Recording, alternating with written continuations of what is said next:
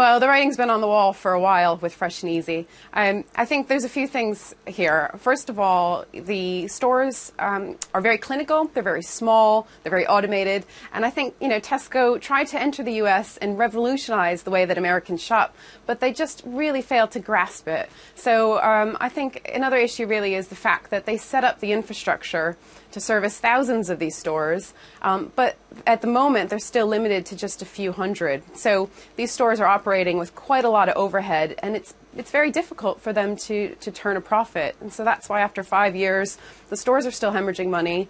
And, the US is an extremely competitive market. There's some very strong established players there. And unfortunately, I think today's news indicates that Tesco will inevitably exit the market. They're not the only ones that have done it. M&S and Sainsbury's have tried to crack the US, but they've had to exit as well. So I think that's what we'll see. I mentioned the pressure on Philip Clark, the chief executive. In a sense, though, this Fresh and Easy thing was the brainchild of his predecessor, Terry Leahy. Yes, that's right. And again, I think that Fresh and Easy was an innovative idea, and it certainly sparked a lot of reaction in the US. So if you look at some of the big competitors like Walmart, they're now launching a chain of smaller stores, and I think they have identified a gap in the market, but they've just really failed to deliver on it. And the news that Tim Mason, the CEO of Fresh and Easy, is now leaving the business is also quite significant, because he was also the deputy CEO of the entire group and a clear frontrunner for Philip Clark's job when the time comes for him to move on. So I think that the major implication here is that now there's no real line of succession in place, particularly now that Richard Brasher, who is heading the UK business, has also left.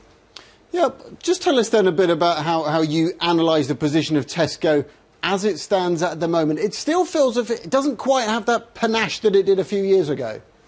Yeah, that's right. I think they've sort of lost their way. They've become a little bit complacent in the UK, which, let's not forget, is the cash cow market. The UK accounts for 2/3 of group profits. And if the UK is not performing as it should be, well, that puts a lot of pressure on international operations.